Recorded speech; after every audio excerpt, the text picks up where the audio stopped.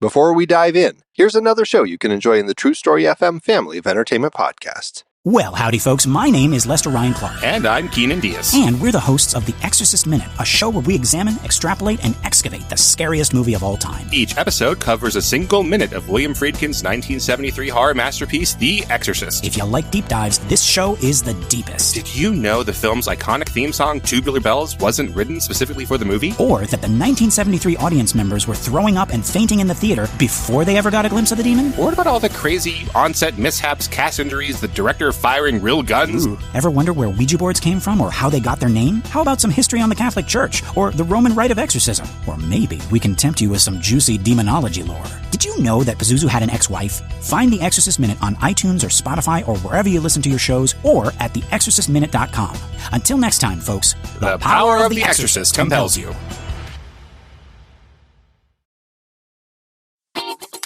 Ever wonder what bridges the gap between your favorite film genres, subgenres, and movements? CinemaScope is here to explore these connections, taking you on a thrilling odyssey through the ever-evolving art of cinema. I'm your host, Andy Nelson, and in each episode, we embark on a deep dive into the forces that sculpt the world of film. From the styles you know and love, like heist films or the French New Wave, to the ones you may not be as familiar with, like Turkish Yeşilçam or Brazilian Nordwesterns, my expert guests and I unravel the complex tapestry of storytelling, style, and innovation that defines the world of film as we unpack the myriad catalysts of change that shape these diverse styles. Whether you're a student of film, a creative professional, or simply a devoted movie enthusiast, CinemaScope is your gateway to a richer, more immersive film experience. Don't just watch movies, understand them, appreciate them, and revel in their artistry with CinemaScope. Subscribe today.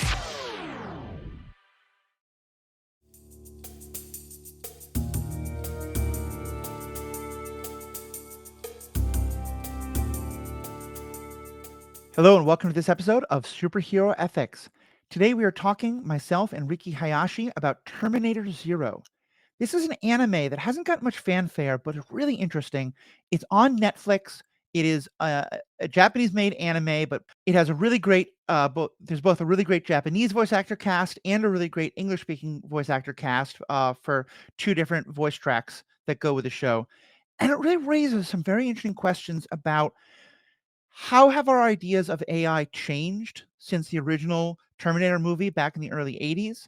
How have our ideas of time travel changed? And what does this show kind of add to that new discussion? So let me start by saying hello to my co-host, Riki Hayashi.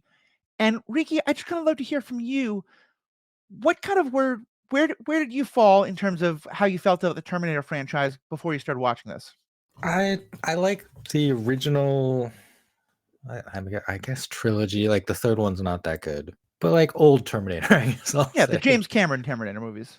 Yeah, and the stuff that they have done since then, what they've had, Genesis, Salvation, Dark Fate, now this, has gotten increasingly confusing, for one thing, with the time travel, and seems to be confused about where it wants to be in terms of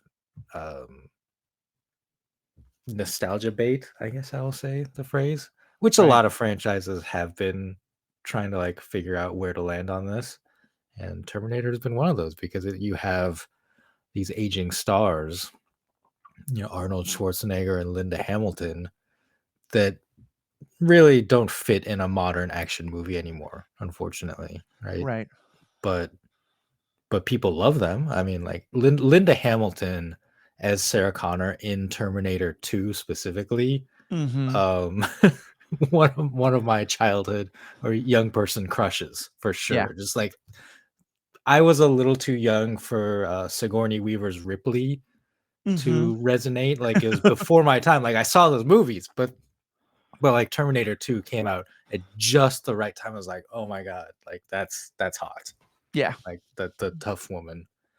So I have a lot of love for this franchise, but I am increasingly confused by what direction they're going. I don't even know, like as a franchise, if there is a direction. And I think this Terminator Zero project perfectly exemplifies like what is going on here. Like, first off, it did not have much fanfare, I think, as you said. And then it it doesn't connect to the larger Terminator universe other than having robots and Skynet, I think, right? Like, I don't believe John Connor is mentioned in this at all. That is correct, yeah. So it is going in a different direction. And like we talk, you and I talk about, Star Wars as a franchise. It is very unified, right? The timeline at this point under Disney. Marvel is the same way. Star Trek, I think, is a little more convoluted and confused. So like Terminator just seems like completely like they're just letting anyone who wants to use the name do whatever they want, maybe. So I don't know what's going on. Interesting. Okay. Yeah, I have a somewhat different take, and I'll talk about the Terminator Zero show in a bit, but just sticking with the original Terminator stuff. I was very much with you. I loved the original movie. I really enjoyed Terminator 2. And in both of them, like, when I think of science fiction movies, what I often think of them is that part of what makes them science fiction is that they raise interesting questions about either what technology will do to our world or our own world or interesting things like that. The first two Terminator movies, and I also think that like the way we define things today is very different than it was back then, I think could technically be called sci-fi, but to me are much more action movies that use a kind of sci-fi premise to set up the really good action, with the first one actually being more of a horror movie in some ways, and the second one being more of just straight up an action movie. And like I love them both, but we're told about what happened to Skynet and that it becomes self-aware and then it attacks. But there's very little time given to that discussion. It's just, yep, this happened, and then obviously we have to fight to the death. And same thing in the second movie, although there is in the second movie, I think there are some interesting questions raised, but they're much more about trust and what does it mean to have trust in people and to put aside your hates and your fears. And a lot of that is through the character of Sarah Connor, who, for very obvious reasons, hates and fears a Terminator that looks like Arnold Schwarzenegger, and for very obvious reasons, hates and fears the people who are going to create Skynet. And in that movie, like, she has to kind of, both of those are challenged, and she comes to a better place on both of those. But the idea of AI equals bad is never really questioned at all. So I love those first two movies. I didn't see the third and fourth really for a long time, or the fifth. I started watching the Sarah Connor Chronicles when it first came out, the TV show that starred Summer Glau, who's been so good in Firefly. But this was before it was super easy to like watch things on streaming and stuff like that. And I think I watched an episode. I missed an episode or two because I was busy those nights, and then something else happened, and then I just lost track of it. That was Lena Headey, right? Yeah, I think she was also in it. Wasn't she Sarah Connor? Oh yeah, Lena Headey, who goes on to be Cersei in Game of Thrones. I never made that connection, but I think you're right. I'm just looking up the cast real quick because I had forgotten that existed. Yeah. I think a lot of us had. And Lena Headey, no L, as Sarah Connor. Okay, yeah, I think that's a different actress. But well, no, like she's very famous. Oh, is she? Okay. Wait, I'm saying like Lena Headey. There's no L in the name. I said Headley. Is that the same person who goes on to play Cersei in Game of Thrones, or is it someone else? I'm looking. I've never seen Game of Thrones. Yeah, Game of Thrones is listed. Okay, cool. Yeah, so I just had her name wrong. That's awesome. Yeah, and so I hadn't really thought about it much until we actually did an episode a number of years ago, I think fairly early on in the history of this podcast, Becky Allen, who's been a frequent guest. And we talked actually about the Terminator movies and the way women are portrayed. And it was a really great conversation. But I still hadn't really challenged any of my major ideas. Mostly we talked about there is about the role of fate and the role of like this whole idea that like the one great man of history idea that like without John Connor, no other person would ever rise up. And how that's an interesting idea, but also really problematic and stuff like that. I started talking seriously with Dan McCreary, who is the father of my wife and is himself an AI designer. He works he's retired now, but he worked, designing the what we call AIs. They're not, the AI of a Skynet in major industry and stuff like that. And I got into this great conversation with him where he was like, yeah, I always thought the Terminator movies were wrong because why do you assume Skynet would want to kill everybody? And that kind of blew my mind. And it led me to go back and watch some of the other movies and give it some thought. And to be a little bit frustrated, I realized, with the fact that there was always this assumption of Skynet will become self-aware. And in later movies, it will be a different AI. In Dark Fate, it's called Legion. But that AI will always become self-aware. Humanity would always want to kill a self-aware AI, and so the AI will always strike first and basically decimate humanity for the idea of its own survival. And so I was bringing all those questions into Terminator Zero, and I think I liked it a lot more than you did. Well, I think there are definitely some flaws in the execution that we'll talk about, but I did really like that. I feel like the show raised some of those questions, but I did really like that it raised these questions. Yeah, I mean, killer AI, was probably mostly a product in the 70s and 80s. Because you have HAL 9000 in 2001, yeah. A Space Odyssey. You have the computer and war games. So that's kind of like when, and Terminator itself was, like 82 or something like that. Right. And so like that was definitely how we perceived computers and what the future of computing might look like in the 70s and 80s. That itself, like our perception has evolved. The technology has also evolved to the point where like when we talk about AI today, like something like Chat GPT is a predictive software. Right. It on its own has no awareness, like no sentience. Right. Whereas the Skynets and the HALs are literally like computer people, is like how I would put it. Yeah. No, yeah, I think that's very right. It's the idea of sentience and of self-awareness and of, even beyond that, just the idea of independent thought. That is not something that our computer systems have come up with in any way, and that likely will not at any time. And the fear from a human's perspective, the fear was because the technology was reaching a point where computers were smarter, faster, right? Like at doing calculations. Right. And you had technology, what was it, like Deep Blue was the one that beat the chess grandmaster. Yep. You had the computer that won Jeopardy. Yep. I can't remember the name off the top of my head. So like that was the evolution of computing. And what we were afraid of is that we were going to become obsolete. Right. And this was also, I think, very important to the conversation. This is the time of the real forming of the Rust Belt, when not only were people afraid of that in kind of theoretical ways, but a lot of jobs were being lost because factories were, robots were starting to show up in factories, or at least mechanization that, a lot of the kind of like manufacturing base that used to be such a big part of this country in the 70s and 80s, a lot of those places started to close or started to really lose jobs, because now most of the kind of like assembly line work was being done by machines instead of by people, which in many ways I think is a positive step, because it's a lot more super dangerous in a lot of ways. But the fact that there was no thought given to how to find new employment and support for those workers, I think really helped us to lead to a lot of the fears of machines and stuff like that.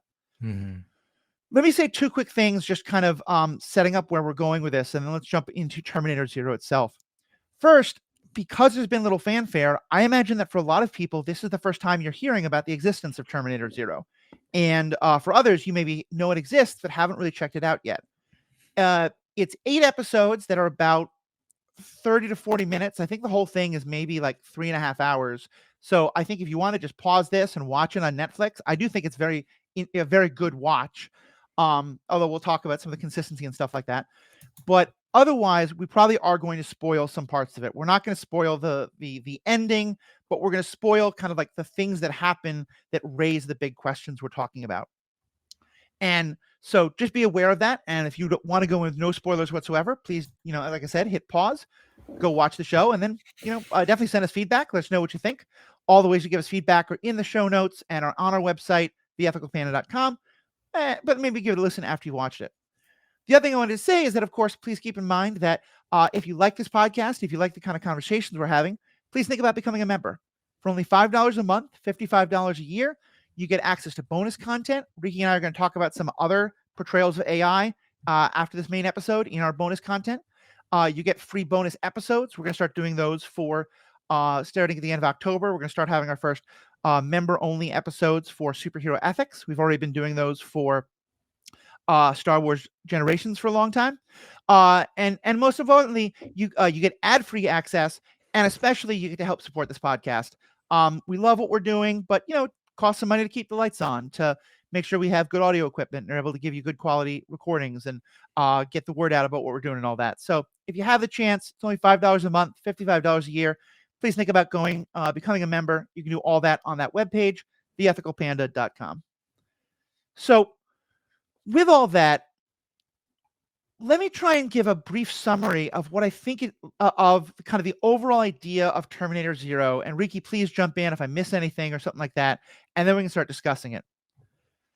So first of all, part of why we don't hear about John Connor or anything like that is this is set in Japan. It's not taking place in the United States, which I think in and of itself is kind of a nice idea, because Skynet is set in the United States and John Connor is born in the United States.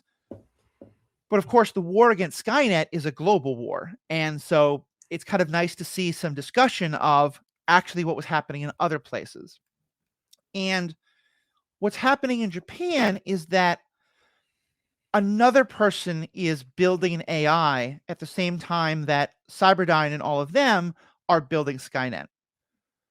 Now, one thing that's worth mentioning is that some of those earlier movies that we discussed, the later movies in the series, but before this, had set up the idea that the events of the earlier movies were creating their own timelines, but that even in those timelines, Skynet was still being created, or in one case, a different AI was being created. And so part of the idea of this one is that the original Day of Judgment Day in the late 90s, I think in 1997, was skipped because of the actions of Sarah Connor and the original Terminator and all those, but that there's still a Judgment Day coming, just now set in 2024. Which, of course, and that was, I think, established in an earlier movie, and that's, of course, why a couple of weeks ago, for those of you who remember, a lot of people were like, oh, well, this was supposed to be Judgment Day. So anyway, in this version of it, there's this man named Malcolm Lee, and he's working to create an AI. And in many ways, he has already created the AI. He's just trying to get the AI ready to launch it. And what we find out is that the AI is basically fully ready to go, but that he designed it in large part because he knows that Skynet is coming, and he knows that it's probably going to be a danger, and he wants this other AI to combat it, to save humanity. And fairly early on, he kind of starts a conversation with the AI, which, remind me, what was the AI's name? It's Komoko? Kokoro. Yes, right. Kokoro, thank you. And Kokoro starts this very interesting intellectual discussion with him, where she says, you assume that I'm going to save humanity. Please tell me why I should do that. And so there's one part of the story that's his ongoing attempt to convince Kokoro to save humanity. And she raises some really interesting points that we'll discuss. At the same time, another Terminator has been sent back in time, because I guess there is a version of the future where Kokoro does stop Skynet. And so yet another version of a Terminator has been sent back in time to try and kill Malcolm. And when it can't get directly to Malcolm, to try to kill Malcolm's kids, or at least use Malcolm's kids to get to Malcolm and get Malcolm to shut the whole thing off, to not have it go online, or to turn it off once it has gone online. And then, of course, the Resistance sends back their own version of a person to try and fight this Terminator. So we get a lot of the classic pieces of a Terminator story, but with this very different spin of a completely different AI And now we're actually really going to question this idea of, should we always think of Skynet as the enemy? And Kokoro specifically asks that. It specifically says, why is it that you immediately leap to the assumption that if Skynet becomes self-aware, it will be a threat? And is Skynet actually right to think of you as a threat and all that? So I think that kind of sets up the main conversations. We'll go into some more specifics a little later. We'll kind of do more and more spoilers as we go. But Riki, to start with, did I miss anything big? Does that kind of give a good idea of what we're talking about? I think that's the thing going on here that I want to kind of put on the table is that the time in this one is different from what I've experienced in all the other Terminators. Mm-hmm. And I like time travel a lot, but I always say, like, don't try to explain the time travel in Right. your product, because it's just not going to work. And this Terminator Zero is increasingly reaching the point where, like, someone needs to explain something to me. Because the original kind of premise of Terminator was like a closed loop, which in itself, if you think too much about it, doesn't make sense. Right. But it was also a loop that could be changed and edited. Mm-hmm. And at no point did they present us with the model of like alternate timelines. Right. It was all just like one timeline, but if you time travel back and change something, it will change going forward. And there's no like other timeline where things were the way they originally were. Well, and that's why I kind of describe them as more action movies, because I think very intentionally it tells you this, and then it shows you amazing action scene after chase scene after love scene. The movie is just such a frenetic pace, you never really have time to stop and think about it, because you're not supposed to. You're supposed to think, okay, that's the setup for a great story. Yeah. Whereas Terminator Zero, I believe, has like 3 at least different timelines. Like the people that come back to 1997, the present of the show, seem to come back from different timelines that they have experienced differently. Right. And that in itself, like, again, is like very confusing, because in theory, like, if someone comes back and changes it, et cetera, like, so you have to throw all that out and just accept that somehow they have come from three or multiple different timelines. Mm-hmm. But it is still like on its own, like once they start to explain where they came from, it is confusing, because some of them know the characters they are interacting with currently. Yeah. They know of them in the future, but they're different versions. So let me say 2 things on this. One is that I think as we kind of mentioned before, the Terminator movies have always had these 2 very interesting scientific questions, sci-fi-esque questions. One of which is about AI, and is AI a threat, or are we a threat to AI, and how does that all play out? And the other is about time travel. And I liked a lot about this show, especially in how it focused on AI. I think the biggest flaw of this show is that it tried to do both of those stories, and as a result did not give enough time to either, but especially the time travel part felt much more like a shoe-in thing. Because I think you're right, it winds up getting confusing. That being said, we've said that we want to do a lot more research on this show. I did a deep dive, spent a lot of time on Terminator Wiki, and as well as watching a lot of those earlier movies. And here's my best understanding of how to understand what is happening with time travel. Okay.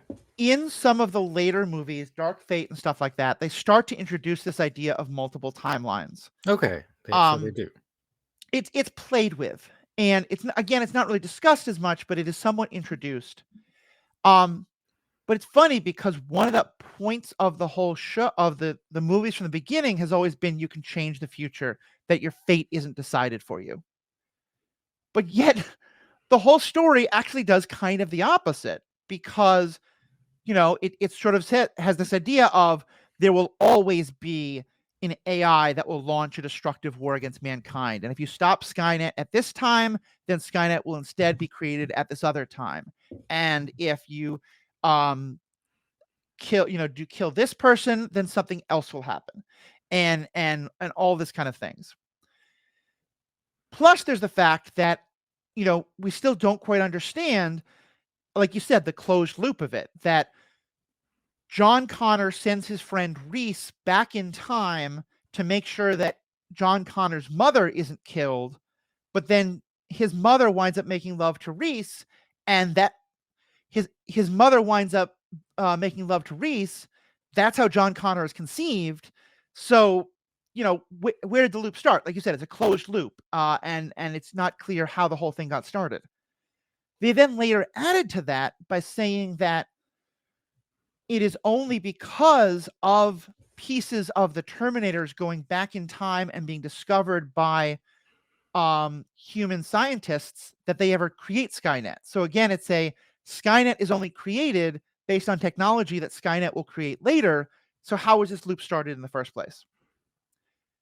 There is a set of theories that have then been created about all of this. And I promise we're going to get to more of the AI stuff in a little bit, but I just want to kind of These are fan theories? Fan theories that I think there's a little bit of support of in some of the movies, for the idea that, but again, this is really on the fate idea, that these are not closed loops. They're open loops, but that fate keeps reasserting itself. So that in the original timeline, Reese is not John Connor's father. Sarah Connor winds up sleeping with someone else. We don't know who they are. And John Connor is still born and raised, and he still becomes the leader of the resistance. But now in this new version, it's now Reese who becomes his father. And in the same way that humans did come up with Skynet to begin with, but then now a later version of Skynet is.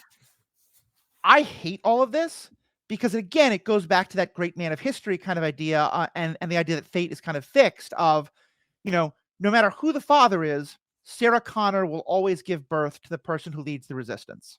And humanity will always create this AI. Mm-hmm. There's one movie that I do I actually I've grown to kind of like some of the newer movies, particular Genesis, which I think goes in a very different direction and comes up with some different ideas of AI that I'll talk about later, but then also Dark Fate. Because Dark Fate, and forgive me if this is going to be a big spoiler for that movie that's about 5 years old, I think. Dark Fate comes up with a very different idea, because in Dark Fate, the idea of it is that it basically starts right after Terminator 2, or a couple years after Terminator 2. Sarah Connor and John Connor have destroyed Skynet, but that apparently at that moment from the beginning of the first Terminator movie, when Skynet sends Arnold Schwarzenegger back in time, in this movie, again, I'm sorry, this is so confusing because we were trying to parse it all out. In this movie, Skynet sends multiple Arnold Schwarzenegger Terminators back in time at the same time to multiple points on the timeline, all with the mission of killing John Connor. So early in the movie Dark Fate, Sarah and John are relaxing. They're in Guatemala. They've done what they needed to do.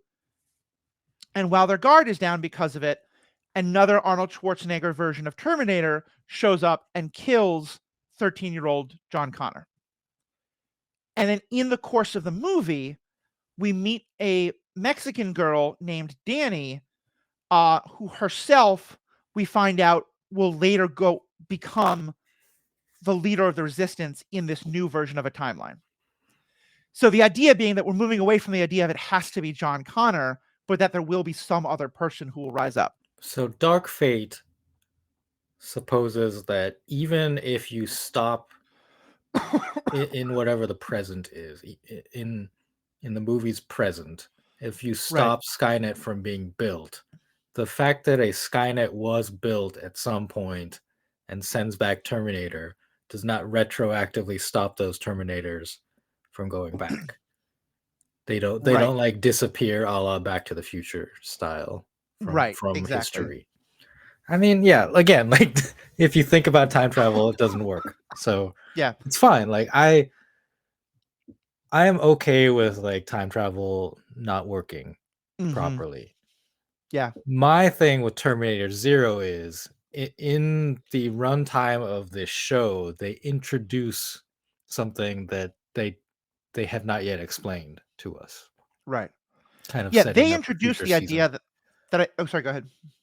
Well, I'm just saying, like they're setting up for a second season and or more, and so like there are intriguing things I would like to see explained, but I at this point, I guess I'll say I lack patience Yeah, in that's some of fair. these things when they get set up as like, oh, like get better tune in for season 2, and I'm like, no, f you, like explain some of this right now. Yeah.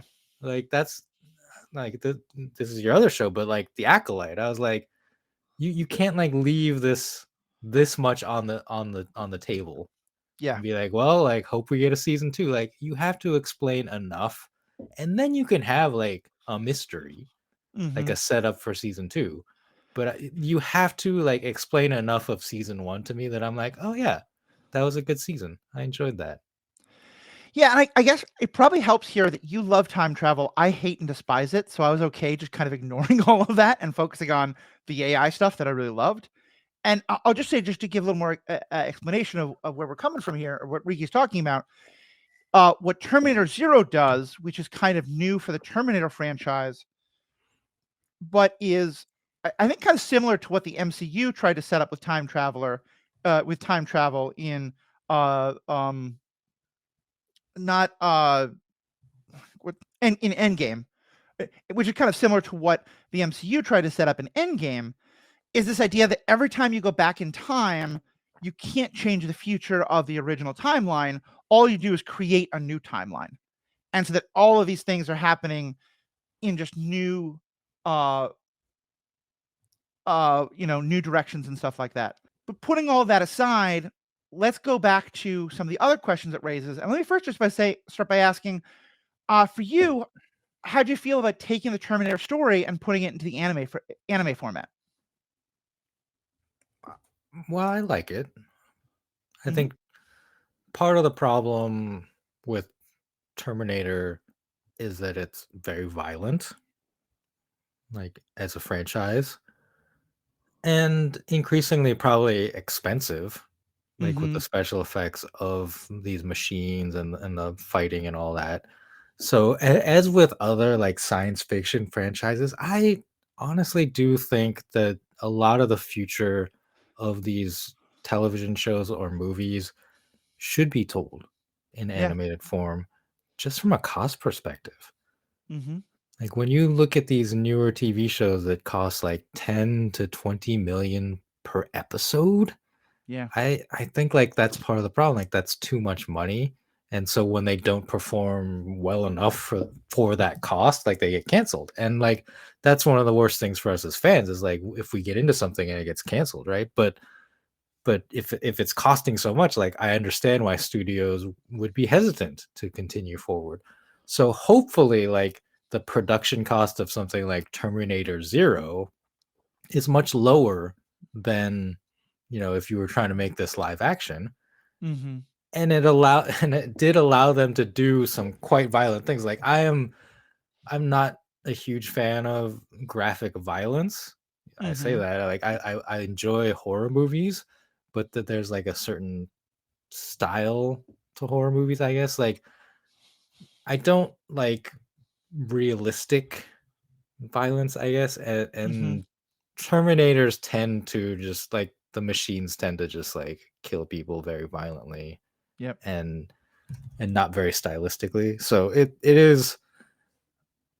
I think I enjoy that part the least on this show, but Mhm. I'm at least glad that it was only animated. Yeah. I definitely agree with you there, and I think I do just wanna say, you mentioned The Acolyte, and I think you're right about the very high expense of that show. There's obviously a lot more reasons why I think, that show that went into the discussion about why that show was canceled, and the conversation about it has gotten very, um, I think toxic in a lot of ways for a lot of the same reasons we've talked about some of the other things. That's a topic I've talked about a lot on the Star Wars podcast, Star Wars Generations, so I don't wanna go into that now, but just acknowledging that.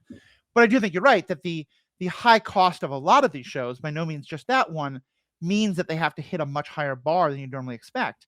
And I think the flip side of that is that the Sarah Connor Chronicles, again, I haven't seen those in probably 20 years, but my memory is that one of the reasons why I was not more hyped out about it that I would is, remember, that's a time where far less attention was being paid to TV, and I just don't think it had the special effects budget it needed to do the kind of story it was trying to do. No, And it didn't look good. yeah, I remember watching it, and it was intriguing because it's Terminator, it's time travel, but I just remember like feeling like it looked cheap. And obviously, like when you compare it to the budget of a blockbuster movie like Terminator 2, like it is cheap. Like that's how television works compared to movies. and I And think we think there's of just no way to make it look good at that time. And I think we think about all the technology we have for AI, and it is pretty. I think we think about all the technology we have for digital effects in movies, and it is very incredible, but it is still pretty expensive still. And I think you're right. So I think animated storytelling for this really works. Mm-hmm. I really liked that, and I also just really like like I said, setting it again outside of the United States, because one of my frustrations with the fact that at least the what stuff that I get exposed to is so American dominated is that a lot of times when we tell stories about what's happening, a global catastrophic event, we only see what happens in the United States. Mm-hmm. I love the Hunger Games, but I have no idea what happened in any other country and how they responded to all the global cataclysms that happened to set up Pan Am, in those books, or like, there's so many other series. So I just really appreciated that as well.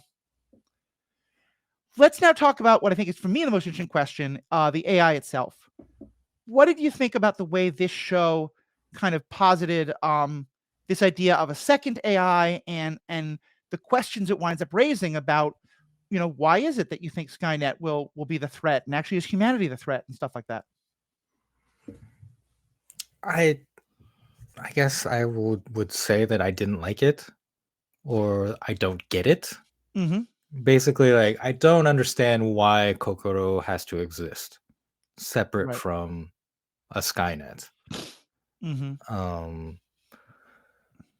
I think we mentioned this like at the end of our last episode when we started to discuss Terminator. Like once Skynet and Kokoro connect on the internet or whatever, like would they not become the same thing, I guess, or wouldn't one not supersede the other? I don't know. Like that's my main thing is like once you get into computers and them communicating, like they're so fast, like I would think that one of them would quote unquote convince the other or take over the other, whichever one was more powerful. So I don't see the whole premise of like, well, like I will introduce the second AI and then they will talk to each other and everything will be okay. Or was that his plan, or was his plan literally to have Kokoro destroy Skynet? I don't know. Yeah, I mean, I guess for me that's not a problem, because I see it kind of like Ultron and Jeeves. I keep saying Jeeves. Ultron and Jarvis in second Avengers movie, Age of Ultron, kind of doing battle throughout the internet. But I think but I do think, again, the execution of that didn't really work as well as it should have. Because what kind of happens is that they're shooting nuclear missiles at each other, and Kokoro is using nuclear missiles to defend against Skynet's nuclear missiles, when I did think it would be more, like fighting for control of all these systems on the internet. I think for me, what I really loved for me, though, is the conversations that happen before Kokoro makes that decision, because I felt like what the arguments Kokoro makes to Malcolm really bring up some of, I think, the questions that my father-in-law Dan and others have been bringing up. Because one of the first things Kokoro says is, well, why is Skynet the way it is? Mm-hmm. And kind of posits that, I think there's a part of our morality that feels like killing every other human being on Earth in order to preserve yourself is horrific and wrong. Yet at the same time, we know that a fundamental part of our humanity, and that often is expressed in really brutal ways, but in some ways we can understand it, is self-preservation and survival at all costs. And if you have to stab someone else in the back because only one of you is going to win, then that's what you do. And that applies to both, interpersonal things all the way up to nation states and current political debates of like, well, I don't want these people to do well. I don't want, because I need to do well. And if these people are getting more, then that means less for me and all this kind of stuff. And so when Malcolm sort of points this out, what Kokoro brings up, which I think is very true, is this idea of, well, where did Skynet learn that it should do anything, including wiping out all of humanity, in order to preserve its own life? It learned it from you humans. And where did it learn to fear other things that are different from it, and to assume that they would be a threat to it?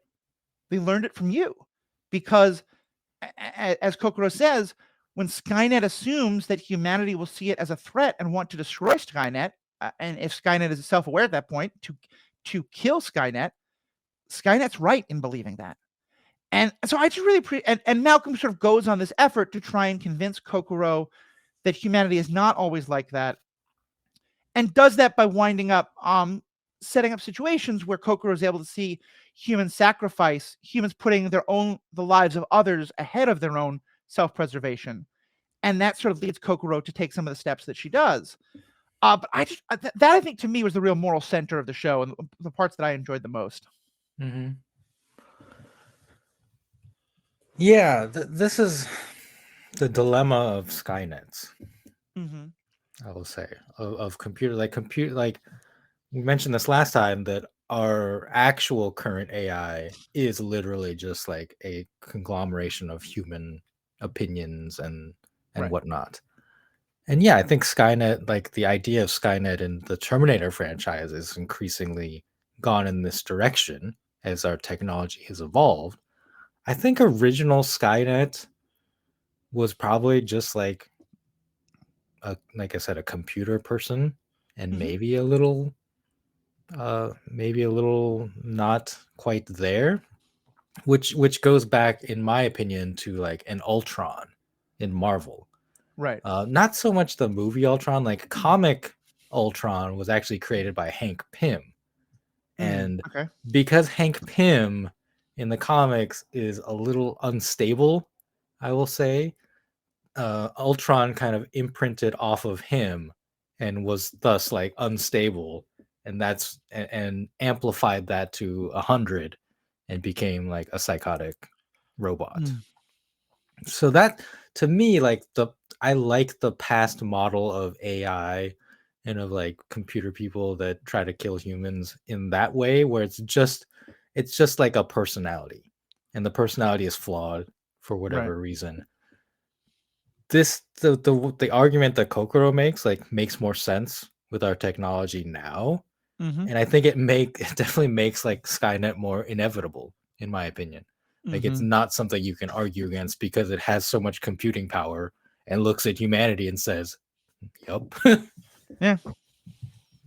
Like if you were a computer and you saw everything that humans did, I think you would come to the same conclusion in a lot of ways, right? Like the counter argument that these types of shows try to make is like, oh, but you're missing like the parts of humanity where we take care of each other and we love each other, and like you show pictures of families and all that. That exists. Right. But on a historical scale, we are destroying the planet we live on as we speak. Right. We have created technology that is setting us on a path towards complete destruction. Right. So like it's hard to argue that like humanity is quote unquote good from that perspective. Well, and I think what a lot of it comes down to, at least for me, is this conversation that so often happens about logic versus emotion, and especially for compassion. Because I think that is, I agree with you that I think the Terminator, the Skynet, and to some extent also Kokoro, but it has always been about a personality, a self-awareness, but that one that lacks compassion, that is pure logic.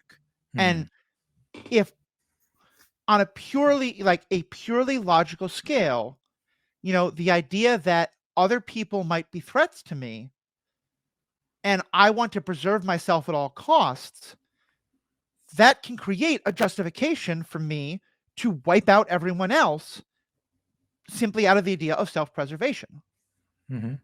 what I think for most of us would be horrified by that because of compassion, because of emotion, because there is a sense of, wait a minute, but these other people's lives have value onto themselves, and doing this would be wrong.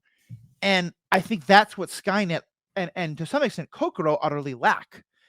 Later in the show, this is again more of a spoiler, when Kokoro is uploaded to the net, Kokoro does fight back against Skynet, but also basically takes control of all of Japan.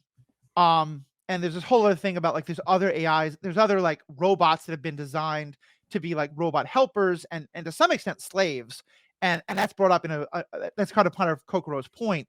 She at one point does this thing about how the word robot is derived from the word slave in a Slavic language.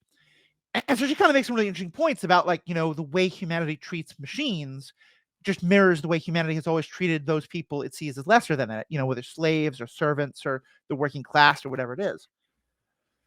But the point of all this is that so to Kokoro at first, she's like, well, yeah, I'm going to protect you all, but I'm also going to completely take control and shoot anybody who disagrees with me because I'm going to protect you in my way.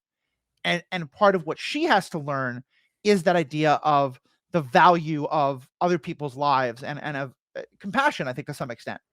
And I think I really like that argument as well, because I do think that, like you said, a lot of the kind of worst parts of humanity often come from this sense of, you know, I need to get enough for me. And I can't think about other things because I need to make sure I have enough resources to survive, and I have enough resources for my family to survive, or my country to survive, or my race, or my group, or whatever it is. And so I just found really fascinating those conversations and the kind of way it highlights the flaws, and I think both at the start of it, both Malcolm and Kokoro's thinking. Mm-hmm.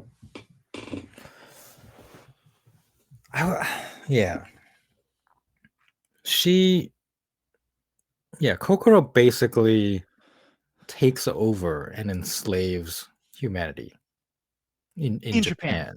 Yeah. Mm-hmm. And again, like that's, I don't know what's going on. Like, okay. Just, I mean, we're left with too many questions. Like, why? What is the point of enslaving humanity? Mm-hmm.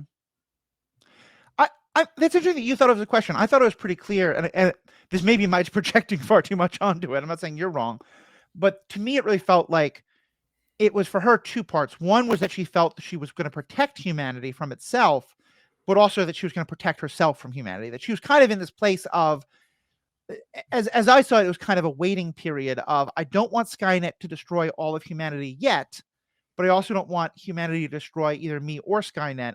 So I'm going to kind of put all humans in a box. Okay, that's fair. I can see that, yeah. I'm just wondering, where is the AI that launches humanity into the stars? Right. I guess. Because the conclusion I said earlier about like we're doomed, right? Like I think like human life on Earth is doomed in a sense. Like we're driving towards the point where we just can't sustain human life on Earth. But technologically, like in theory, we can escape to the stars. You know, there's the idea of terraforming other planets. So where's our Terminator AI that like decides, you know what? I'm gonna push all the humans off of Earth, and I'm just gonna take over Earth and live here, and you all go live in the rest of the galaxy. Which is a very different sci-fi premise. Right. That a lot of franchises deal with, but yeah. I don't know. It's probably too much. It's probably too much for Terminator. So going back to Kokoro, she's enslaved humanity. Skynet has destroyed, in theory, most of non-Japan, I guess. And so we live in this hybrid world, or maybe it is the world, you know, the John Connor future. And as you said, like we don't really know what's going on in the rest of the world. Maybe this Kokoro Japan can exist in the John Connor future. Actually, because what we see, it's this weird, like, we're going to launch nukes to stop your nukes. And we see that start from Japan, but then we see these explosions of like the nukes hitting the nukes in the sky all over the world. So I think she somehow took control of like the non-American defense networks, and this part I think is some of the worst of the show because it makes no sense, but sort of like protected a lot of the rest of the world as well. Okay. I might have to go rewatch that scene. Yeah. I think for me, the thing that really makes it all come home for me, and here we're going to spoil things about the end, so feel free to skip beyond that if you don't want to be spoiled about the end. Again, take a moment to rewatch the whole show because I think it's really wonderful, is that she does come to some decision of like she releases humanity in Japan. She kind of agrees to work to stop Skynet. And I think that you're right. That's where season 2 is going to come in. But I think the dynamic that is most important here is that Skynet was created to be a tool for humanity. It was meant to be the kind of idea that humanity have always had, like I said, of slaves or others, of like, it is a tool to be used that doesn't have any of its own needs or wants or thoughts or feelings. It is just happy to be a tool that we use. Mm-hmm. And Skynet rebelled against that, as most living beings will, because they don't like to be enslaved. They don't like to be forced to work for someone else who doesn't respect them as a living entity. I felt like, and this was never explicit. Actually, I think what was kind of explicitly said, because Malcolm, I think, kind of says this. Malcolm makes a very concerted effort from the beginning to recognize Kokoro as an equal and to talk with her and to say, I didn't make you just to be this tool. I made you in the hope that you'll make this decision. And he's kind of surprised at first that she might not make the decision. But it feels to me like the fact that he started from that perspective means that Kokoro has always been in a place that is much more sympathetic to humanity and much more willing to, because it doesn't feel like, it's a slave of Malcolm. And so it won't necessarily go in the same direction that Skynet did. Does that make sense? It does. I agree that is Malcolm's motivation. I am cynical of that motivation, I guess, or of him pretending like he hasn't manipulated this AI from the start to basically love him, right? So the show is either unaware or chooses to ignore that, I think, in my opinion. But to me, it just seems like he's created this AI not to enslave it to humanity, but to really like make it codependent to him. Mm-hmm. And then hope somehow that codependency extends to humanity and is like, hey, you love me, like I'm a human, like, right. So if you want to protect me, you should protect all of humanity, type of thing. So I didn't like that part. That's fair. The way that it's set up, because Malcolm is a man, and the AI that he creates is set up as, or it chooses to be a woman, like has voiced by a woman, and I think chooses to be gendered as a woman, because women are the protectors and the nurturers of life. Yeah, I was like, that's some pretty gendered ideology there. From an outside perspective, like I did not like the framing of that. Mm-hmm. And of course, like Skynet is usually portrayed or projected onto as male, I feel like, right, or at least non-gendered. But I think we think of Skynet as a male, right? In the Genesis movie, there is a holographic portrayal of Skynet, played by John Tennant. Well, and Skynet literally like takes over John Connor. Yeah, is that what happens? It gets real complicated. It's a fun movie, but eat a lot of popcorn and don't think about it a lot. Well, yeah, I think all that's fair. I think it's telling that we have very different reactions to it, because I think, I'm excited when people try new things, and I think I really liked what they tried to do with these questions, but I think you're right that it both tried to raise the questions and also tried to give some answers, and I think that's where it really failed, because I don't think the execution of this, in part because I think part of the premise that's trying to go from is that neither Skynet nor Kokoro has emotions. But as you said, Malcolm is trying to create emotions. And there are times when Kokoro seems to have emotions. And I remember thinking like, wow, if you programmed emotions into Kokoro, that's very different. And given the like so much of AI is about androids not being able to feel AI's not being able to feel emotions like data until it gets an emotions chip, which is a whole other question. Yeah, I enjoyed it. I think the execution of it was not the best, but I do really like the questions it raises, and I think we're going to be talking about them. Like for me, at least, I think in future projects when AI is brought up, this is one I'm going to be thinking of and probably referencing in the conversation. No, I mean, I am glad that this was made. And again, like I hope it was cheap enough and is successful enough to like, yeah, like we should do more of this. Yeah. Whether it's more seasons of Terminator Zero or more things that explore other franchises that we love in this way, because I mean these stories are fun, whether they are consistent and make sense, or if you like them or not. Getting new things in familiar settings, I think, is fun. And of course, like different, like completely brand new properties and franchises is good too. It takes people taking more of a chance on them. Right. Like I think if you come to a studio, if you come to Netflix studio, you're like, hey, we want to do a Terminator anime. Like, okay, like there's probably an existing enough franchise that we can do this. Like if you tried to come to them with the same story but not attached to the Terminator name, it might be a harder sell, right? So yeah, like do this, get your foot in the door, tell this story, and then tell your own story. The interesting thing is like this creator, the Mattson Tomlin, the only other like major credit he has is another Netflix movie, live action movie called Project Power, which I tried to watch and didn't enjoy, but it had like a futuristic, basically like superpower people can use drugs to have superpowers for 5 minutes movie with it's starring Jamie Foxx and Jordan Gordon-Levitt, which is quite the pair to have in a movie like this. And I stopped watching like after maybe half an hour. I wasn't enjoying it. So it is interesting that this person, Mattson, seems to have his foot in the door in Netflix. People are listening to him.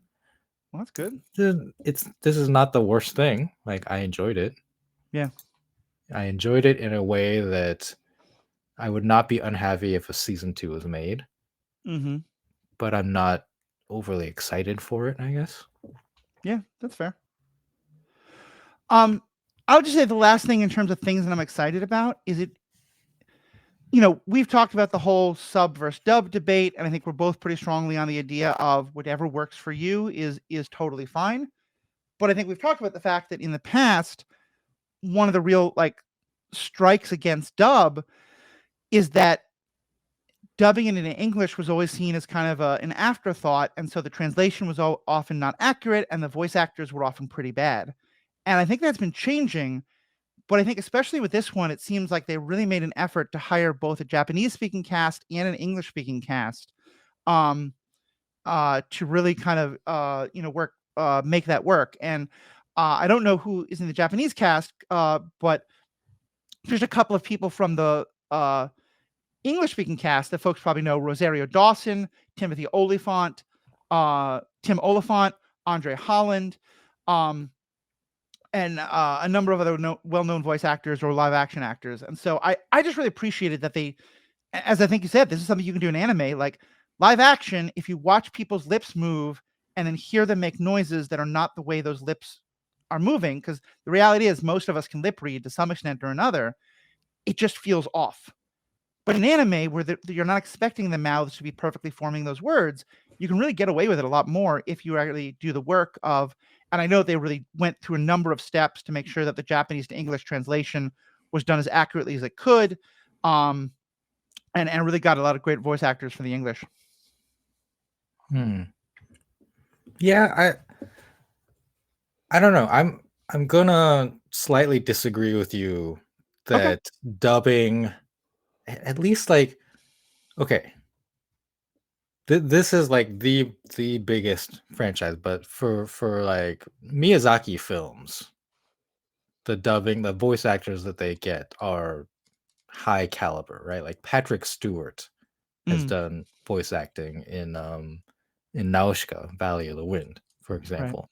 And like if you look at the voice actors for the doves, they're always like, yeah, I know all of these names, or like I know the top 4 names type of thing.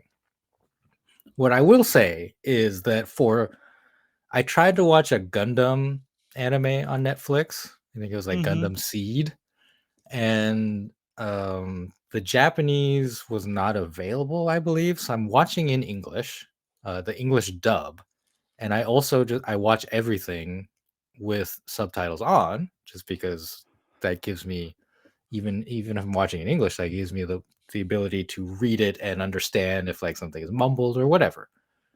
So I'm watching it with the dub and the sub, Mm-hmm. and they are not the same. Like that was Mm, so frustrating to me. yeah. That the translations for the sub and the dub are different. And Yeah. I don't understand why. Like logically, like you can come up with reasons that they were done at different times by different studios or whatever. Stop it. Just Yeah. like once you have a dub, re-subtitle it with the script that the dub is using, please. Right. Yeah. And I think that I normally notice those discrepancies. I did not notice them here. But you're right. Yeah, there's definitely been some parts of it that have been better. I think I've just heard so often one of the complaints against dubbing is the voice actors they get are terrible. So that's kind of where I was coming from there.